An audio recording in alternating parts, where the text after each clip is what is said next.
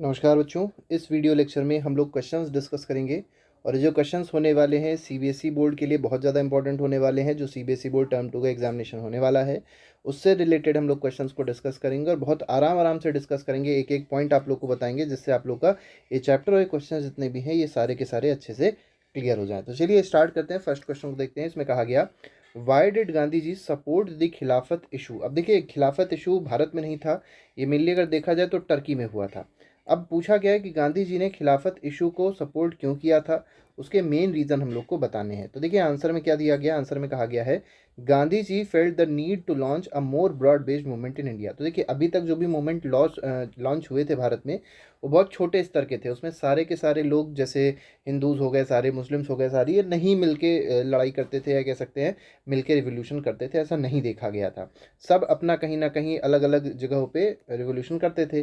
तो गांधी जी ने क्या सोचा, गांधी जी ने सोचा कि एक ब्रॉड बेस्ड मूवमेंट स्टार्ट किया जाएगा जिससे क्या होगा कि कहीं ना कहीं उन पे ब्रिटिशर्स पे प्रेशर ज़्यादा पड़ेगा। तो इसी देखिए ये ब्रॉड बेस्ड मूवमेंट के लिए इसको गांधी जी ने सोचा था ब्रॉड बेस्ड मूवमेंट हो जाएगा। और क्यों ब्रॉड बेस्ड हो जाएगा, क्योंकि ये खिलाफत इशू है और खिलाफत इशू से कौन रिलेटेड है, मेनली ये मुस्लिम्स इससे रिलेटेड थे। तो कहीं ना कहीं हिंदूज तो आ चुके थे और मुस्लिम्स भी इससे आ जाते। तो कहीं ना कहीं ये जो रिवोल्यूशन था अगेंस्ट ब्रिटिश ये बहुत ज़्यादा ब्रॉड हुआ था। But he was certain that no such movement could be organized without bringing the Hindus and Muslims closer together. अब देखिए इनको ये तो पता था कि ब्रॉड बेस्ड हमको करना है मूवमेंट को, लेकिन ब्रॉड बेस्ड कैसे हो पाएगा, ब्रॉड बेस्ड तभी हो पाएगा जब हिंदूज और मुस्लिम्स दोनों लोग एक साथ में मिलके रिवोल्यूशन में आएंगे या एक साथ में मिलके रिवोल्ट करेंगे। सो he supported the Khilafat issue और इसी वजह से इन्होंने खिलाफत इशू को सपोर्ट किया। नेक्स्ट क्वेश्चन देखते हैं। नेक्स्ट क्वेश्चन में क्या कहा गया, state any one effect of world war, first world war. देखिए जो फर्स्ट वर्ल्ड वॉर हुआ, देखिए कोई भी वर्ल्ड वॉर होता है उसके कुछ ना कुछ इफेक्ट्स होते हैं और इफेक्ट्स मेनली अगर देखा जाए तो इकोनॉमिक इफेक्ट्स बहुत ख़राब होते हैं, बहुत ही ज़्यादा होते हैं। देखिए लोगों की डेथ होती है, आर्मी की डेथ होती है, ये सब चीज़ें तो होती है, मतलब बहुत सारे लोग मारे आते हैं, प्रॉपर्टी का लॉस होता है, लेकिन उसके साथ ही साथ जो इकॉनमी होती है किसी भी कंट्री की वो बहुत ज़्यादा डिस्टर्ब हो जाती है। तो इसी तरीके से यहाँ पे देखा जाए जो प्राइस थे, चीज़ों के जो प्राइस थे, जो भी सामान उस समय खरीदा जाता था उनसे के जो भी प्राइस थे वो क्या हो गए थे, नियरली डबल हो गए थे। ठीक है, नेक्स्ट पे आते हैं। क्वेश्चन नंबर 3 देखिए क्या कह रहा है, people were not able to boycott mill cloth for long why. अब देखिए जो बॉयकॉट मील मील जो पहले क्या था, पहले हम लोग खादी यूज़ करते थे।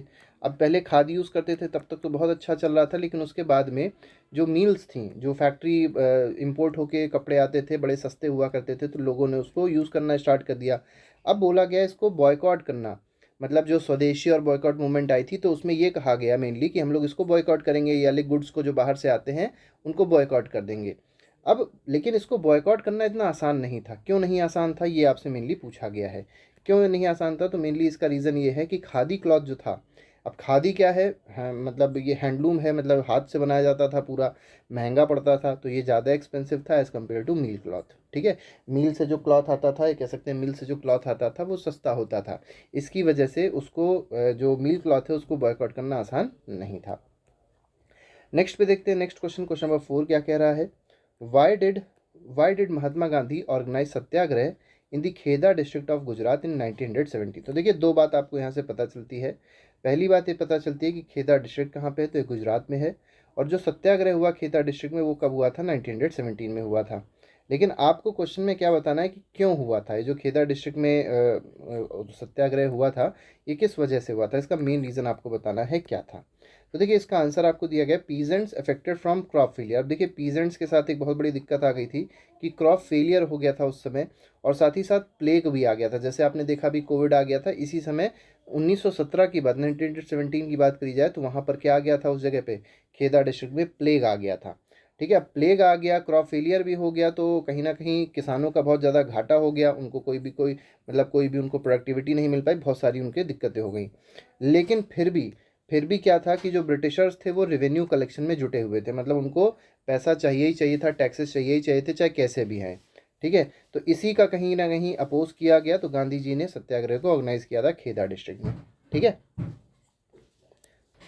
तो वो लोग चाह क्या रहे थे, मेनली ये लोग चाह ये रहे थे कि रिलैक्सेशन दे दिया जाए, जो रेवेन्यू कलेक्शन है, जो टैक्सेस ब्रिटिशर्स ले रहे थे, तो उससे उन लोग को रिलैक्सेशन मिल सके, क्योंकि कोई कमाई तो हुई नहीं, और कमाई नहीं हुई तो वो लोग पैसा कहाँ से देते, और कहाँ से देते, तो इसीलिए वो लोग कहीं ना कहीं बहुत ज़्यादा परेशान थे। तो गांधी जी जाते हैं वहाँ पर सत्याग्रह को करते हैं। नेक्स्ट क्वेश्चन पे आएंगे। नेक्स्ट क्वेश्चन को देखेंगे, why did Indians oppose Simon Commission. अब देखिए एक और नया टर्म है साइमन कमीशन, ये एक और बहुत इंपॉर्टेंट चीज़ है। साइमन कमीशन क्या होता है? तो देखिए साइमन कमीशन एक कमीशन बनाया गया था जिससे ये पता चल सके कि जो भी पॉलिसीज़ भारत में लागू कर रहा है ब्रिटिश, वो कितनी हद तक सफल हैं। अब इसके लिए एक दिक्कत क्या हुई? इसके लिए दिक्कत ये हुई कि साइमन कमीशन एक मतलब एक ग्रुप ऑफ पीपल का था, कुछ 5 या 6 लोग इसमें थे। ठीक है, अब ये जो लोग थे सारे के सारे जो लोग, मतलब इसमें मेनली 3 अगर देखा जाए तो 3 लोग थे, E V Alexander, sir Patrick Lawrence. तो देखिए यहाँ पर क्वेश्चन क्या कहा गया, why did Indian oppose the Simon Commission. तो साइमन कमीशन को अपोज करने के पीछे जो मेन रीज़न था वो क्या था कि साइमन कमीशन आया तो था ये देखने के लिए कि भारत की स्थिति जो 1919 में कहा गया था, जो 1919 में एक आपका गवर्नमेंट ऑफ इंडिया एक्ट 1919 आया था, तो वो कितना सफल था, इसको देखने के लिए साइमन कमीशन को बनाया गया था, ब्रिटिशर्स ने बनाया। और भेजा किसको? भेजा भी ब्रिटिश के ही सारे लोग कि जाइए आप देख के आइए कि कितना सफल है। अब क्योंकि ब्रिटिश के ही सारे लोग थे तो कहीं ना कहीं ये बायसनेस हो जाती कि वो सब सही चीज़ें ना जाके बताते, वो सब गलत गलत चीज़ें बता देते आके ब्रिटिशर्स को। तो इसीलिए क्या किया गया था, इसको अपोज किया गया था, क्योंकि इसमें कोई भी इंडियन नहीं था। Though it was meant to review the functioning of Indian administration, कि इंडियन एडमिनिस्ट्रेशन कैसा चल रहा है उसकी फंक्शनिंग को देखने के लिए साइमन कमीशन को बनाया गया था। लेकिन क्योंकि इसमें कोई भी भारतीय नहीं था, इसी वजह से इसको क्या किया गया था, अपोज किया गया था। नेक्स्ट क्वेश्चन पे आते हैं। क्वेश्चन नंबर 6 देखिए क्या कह रहा है, why did Gandhi ji launch civil disobedience movement. अब सिविल डिसोबीडियंस पहले क्या आया था? पहले ना आया था नॉन कोऑपरेशन मूवमेंट। अब ये फेल हो गया था, चौरी चौरा इंसिडेंट हुआ तो गांधी जी ने इसको वापस ले लिया था। लेकिन पूछा क्या गया कि सिविल डिसोबीडियंस मूवमेंट क्यों लॉन्च किया? तो मेनली इसका जो कारण था वो क्या था, Gandhi ji launch civil disobedience movement to gather support for Purna Swaraj. तो इनको एक सपोर्ट चाहिए था पूर्ण स्वराज के लिए, इसके लिए इन्होंने सिविल डिसोबीडियंस मूवमेंट को लॉन्च किया था। नेक्स्ट पे आते हैं, क्वेश्चन नंबर 7 देखेंगे, what happened to the workers of plantation of Assam. देखिए जो असम के प्लांटेशन वर्कर्स है, अब आपको पता होगा असम में चाय बहुत ज़्यादा उगती है, मतलब जो टी प्लांटेशन बहुत ज़्यादा होता है। तो वहाँ के लोग की क्या दिक्कतें थी ये आपको इस क्वेश्चन में बताना है। और देखिए इसी क्वेश्चन को एक और तरीके से पूछा गया और क्या है, why was inland immigration act of 1859 troublesome for plantation workers. जो इंडियन इनलैंड इमिग्रेशन एक्ट आया 1859 में, वो प्लांटेशन वर्कर्स के लिए बहुत ज़्यादा घातक या कह सकते हैं बहुत ज़्यादा कष्टकारी या ट्रबल क्यों क्रिएट कर रहा था, बहुत परेशानियां क्यों क्रिएट कर रहा था, ये आपसे पूछा गया है। तो देखिए इसके पीछे आंसर क्या दिया गया, आंसर में कहा गया plantation workers in Assam were not allowed to leave the plantation without permission. देखिए कितनी बड़ी बात कही गई है कि जो प्लांटेशन वर्कर्स थे, मतलब जो उन खेतों में उन चाय के बागानों में काम करते थे, उनको अलाउ नहीं किया जाता था। क्या अलाउ नहीं किया जाता था कि बिना परमिशन लिए वो खेत छोड़ के चले आए, मतलब वो अपनी जॉब को छुट्टी नहीं ले सकते थे। वो लोग, उन लोग को मान लिया घर में कोई इमरजेंसी होती है तो उसके लिए भी नहीं जा सकते थे, और उसके लिए उन लोग को परमिशन लेनी पड़ती थी। और क्योंकि आप लोग को पता होगा परमिशन उस समय आसानी से नहीं मिलती थी, क्योंकि बधुआ मजदूरी चल रही थी, इस वजह से ऐसा होता था। नेक्स्ट क्वेश्चन पे आते हैं। नेक्स्ट क्वेश्चन में क्वेश्चन नंबर 8 में देखिए क्या कहा गया, who himself took interest to revive folklore in West Bengal. तो देखिए जो इंटरेस्ट, अब आपको बताना ही कौन ऐसा पर्सन था जिसने इंटरेस्ट लिया किस चीज़ में, रिवाइव फोल्कलोर। ठीक है, तो देखिए पहले तो आपको ये समझना है कि फोल्कलोर क्या होता है। तो फोल्कलोर का मतलब होता है जो भी आपके कस्टम्स हैं, जो भी आपके ट्रेडिशंस हैं, उसको रिवाइव करने का काम बंगाल में, वेस्ट बंगाल में किसने किया था। ठीक है, किसने इंटरेस्ट लिया था इस चीज़ में, किसने रिवाइव करने का काम स्टार्ट किया, तो ये काम स्टार्ट किया था रविन्द्रनाथ टैगोर जी ने। ठीक है, नेक्स्ट बात है क्वेश्चन नंबर 9 में कहा गया, who visualised and depicted the image of Bharat माता थ्रू अ पेंटिंग। तो भारत माता की इमेज जो है वो किसने बनाई थी, ये आपको इस क्वेश्चन में बताना है। मतलब भारत माता तो अभी तक एक ऐसा वर्ड था, एक ऐसा कह सकते हैं, एक ऐसी चित्र थी जो अभी तक देखी नहीं गई थी। ठीक है, मतलब उसको सिर्फ लोग इमेजिन करते थे कि भारत माता नाम की भी कोई महिला, या ये कह सकते हैं कि कोई ना कोई ऐसा इमेज है जो उनके मन में थी। लेकिन इसको डिपिक्ट किसने किया, इसने इसको इमेज के थ्रू किसने बनाया, मतलब इमेज इसकी किसने बनाई, तो ये बनाई थी मिस्टर मतलब श्री अबींद्रनाथ टैगोर जी ने। ठीक है, तो इन्होंने पेंटिंग बनाई थी किसकी, भारत माता की। नेक्स्ट पे आते हैं, who design the Swaraj flag. अब देखिए स्वराज फ्लैग किसने डिज़ाइन किया, तो गांधी जी ने स्वराज फ्लैग को डिज़ाइन किया था। और कब डिज़ाइन किया था, 1921 में किया था। Who wrote the book Hind Swaraj. अब हिंद स्वराज बुक किसने लिखी है, तो ये लिखी है महात्मा गांधी जी ने। ठीक है, इनकी एक और आप लोग ऑटोबायोग्राफी भी याद रखिएगा, माई एक्सपेरिमेंट्स विद ट्रुथ, ये भी महात्मा गांधी जी ने ही लिखी है। अब देखिए यहाँ पर एक पिक्चर दी गई है, study the picture and answer the question that follows. अब देखिए ये आपको एक पिक्चर दी गई है, अब आपको बताना है इस पिक्चर से रिलेटेड क्वेश्चन। तो आपको भारत माता की पिक्चर दिखाई पड़ रही होगी, यही भारत माता की पिक्चर अभिनव टैगोर जी ने बनाई थी। इसमें कहा गया, who painted the above picture of Bharat Mata, what is the figure in the picture dispensing, मतलब क्या वो दिखाना चाह रहे हैं इस फिगर में या इस पिक्चर में। तो ये जो पिक्चर है किसने बनाई थी, तो ये बनाई थी अभिन्द्रनाथ टैगोर जी ने। अब इसमें बताना क्या चाह रहे हैं, the figure in the picture is shown dispensing learning, food and clothing. तो तीन चीज़ें यहाँ पर मेनली डिपिक्ट करी गई है, क्या क्या, लर्निंग, फूड और क्लोथिंग को यहाँ पर डिपिक्ट किया गया है। ठीक है, अब लर्निंग भी है, मतलब देखिए यहाँ पर अगर आप देखेंगे तो यहाँ पर लर्निंग की चीज़ें हैं, फूड की चीज़ें भी हैं, और कहीं ना कहीं जो वस्त्र इनके हैं, ठीक है, क्लॉथ्स इनके हैं, तो ये क्लोथिंग को डिपिक्ट कर रहा है। नेक्स्ट पे आते हैं, सोर्स बेस्ड क्वेश्चन है। देखिए आपको एक पैराग्राफ दिया गया है, पैराग्राफ आप लोग पढ़ लीजिएगा, पैराग्राफ बहुत ही अच्छा है, इसको थोड़ी देर यहाँ पे रोकते हैं, थोड़ा सा आगे बढ़ाते हैं। ठीक है, क्वेश्चन पे सीधे आएंगे। क्वेश्चन में देखिए क्या कहा गया है, explain the role of Justice Party in boycotting council elections. तो देखिए काउंसिल इलेक्शंस को बॉयकॉट किया गया था, ये आपको पता होना चाहिए। ठीक है, अब इसमें बोला गया है जस्टिस पार्टी का इसमें रोल क्या था। ठीक है, बहुत सिंपल सा क्वेश्चन है, इसमें आंसर देखिए, आंसर में कहा गया in the context of boycotting council election Justice Party wanted to contest the election to council. अब देखिए उस समय की बात जो करी जाए उसमें क्या किया गया था कि काउंसिल इलेक्शंस को बॉयकॉट तो कर दिया गया था। ठीक है, कहीं ना कहीं बहुत बड़ी दिक्कत थी, क्योंकि काउंसिल इलेक्शंस को बॉयकॉट करना इसलिए ज़रूरी था। तो देखिए मेन अगर देखा जाए तो यहाँ पर बॉयकॉट हुआ है, ठीक है, इलेक्शंस का मेनली इसलिए हुआ था क्योंकि नॉन कॉपरेशन मूवमेंट स्टार्ट हो गई थी। लेकिन फिर भी आपको अगर देखा जाए कि यहाँ पार्टी दिखेगी जिसका नाम है जस्टिस पार्टी, और मेनली मद्रास की पार्टी है। ये लोग इसलिए यहाँ पर बात करी गई है, इनका रोल ये था कि जस्टिस पार्टी ने इस इलेक्शन को बॉयकॉट नहीं किया था। ठीक है, और ये क्या चाहते थे कि अगर भारत में पावर चाहिए तो कहीं ना कहीं इलेक्शन में खड़ा होना पड़ेगा, तो वो यहाँ पर बात कही गई है। नेक्स्ट पे आते हैं, नेक्स्ट में क्या कहा गया, how was the effect of non cooperation movement on economic front dramatic. तो इकोनॉमिक फ्रंट पे आपको पता है कहीं ना कहीं जो नॉन कॉपरेशन मूवमेंट हुआ उसका एक बहुत बड़ा ड्रॉबैक भी देखने को मिला है, कह सकते हैं ड्रामेटिक एक इफेक्ट यहाँ पर देखने को मिला। तो आपको बताना है कि जो ड्रामेटिक इफेक्ट है वो इसका क्या है। तो सबसे पहला जो इफेक्ट कहा गया है, foreign goods were boycotted, liquor shops picketed and foreign cloths burned in huge bonfires. देखिए सबसे पहला इफेक्ट क्या हुआ था नॉन कॉपरेशन मूवमेंट का, कि जितने भी फॉरेन गुड्स थे, चाहे कोई भी फॉरेन गुड्स होता था, लोग उसको बॉयकॉट कर रहे थे। बॉयकॉट क्यों कर रहे थे, क्योंकि लोग विदेशी चीज़ों को यूज़ करना नहीं चाह रहे थे, वो ये चाह रहे थे कि जो उनके घरों में बने या जो भारत में बने उसको ही यूज़ किया जाए। लिकर शॉप्स जो थी उनको पिकेट कर दिया गया था, मतलब एक तरीके से कह सकते हैं क्लोज कर दी गई थी, शराब वराब के जो दुकानें हुआ करती थी उसको क्लोज कर दिया गया था। Foreign cloths burnt in huge bonfires, क्योंकि जो फॉरेन क्लॉथ्स थे वो खादी को रोक रहे थे, खादी का इस्तेमाल लोग नहीं कर रहे थे, फॉरेन क्लॉथ्स का इस्तेमाल कर रहे थे। तो इसको क्या क्या कर दिया गया था कि बहुत मतलब हाई क्वांटिटी में ये सब एक जगह इकट्ठा किए जाते थे और जला दिए जाते थे। अब यहाँ पर देखिए एक और बहुत बड़ा इफेक्ट यहाँ पर देखने को मिलेगा, import of foreign clothes. Foreign cloth से पहले ब्रिटिशर्स बहुत ज़्यादा कमाई करते थे, बाद में क्या हुआ, इंपोर्ट जो था इसका 1921 टू 22 में its value dropping for 102 crore to 57 crore. मतलब क्या देखा गया कि 102 करोड़ का पहले व्यापार होता था, बिजनेस होता था, बाद में वो कितना ड्रॉप होके हो गया, तो 57 करोड़ का हो गया। किस ईयर में, 1927 टू 22 के बीच में। मतलब कहीं ना कहीं नॉन कॉपरेशन मूवमेंट जब चल रहा था तब की ये बात है कि इतना कम सोचिए इसका बिजनेस हो गया था, इम्पोर्ट हो गया था। नेक्स्ट क्वेश्चन में कहा गया है, explain the effects of boycott movement on foreign textile trade. अब फॉरेन टेक्सटाइल ट्रेड पे जो बॉयकॉट मूवमेंट का इफेक्ट था वो आपको बताना है क्या था।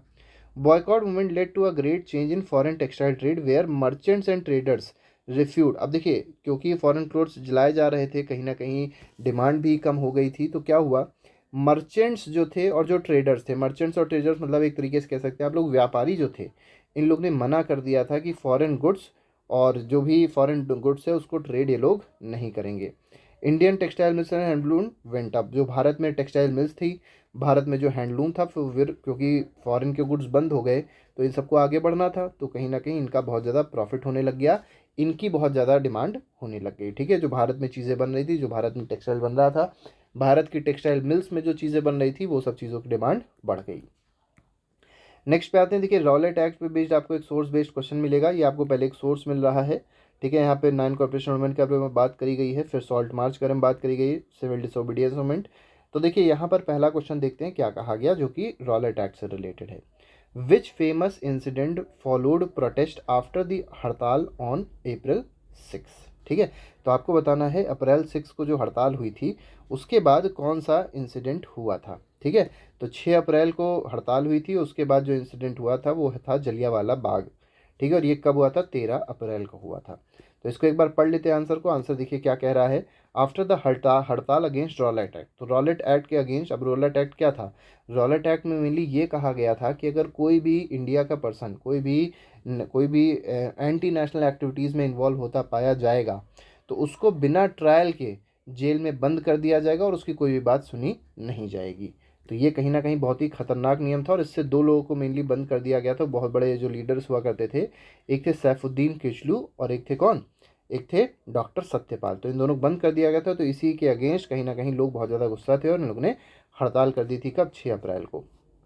अब हुआ क्या? हुआ ये कि the infamous Jallianwala Bagh tragedy took place on 13 अप्रैल, और इस वजह से जलियांवाला बाग कांड हो गया था। जलियांवाला बाग ट्रेजिडी हो गई थी और कब हुई थी? 13 अप्रैल 1919 को हुई थी। याद रखिएगा 1919 में जलियांवाला बाग हुआ था। Where General Dyer fired on large crowd assembled for annual Baisakhi fair. और क्या कौन सा त्यौहार चल रहा था? तो एनुअल बैसाखी फेयर, बैसाखी का मेला चल रहा था। उसमें जनरल डायर ने क्या कर दी थी? फायरिंग करवा दी थी। बहुत सारा क्राउड वहाँ पर था। एक मतलब ये कह सकते हैं बाग कहा गया है जलियांवाला बाग। बाग का मतलब होता है ग्राउंड था जिसमें बहुत सारे लोग फिर मार दिए गए थे।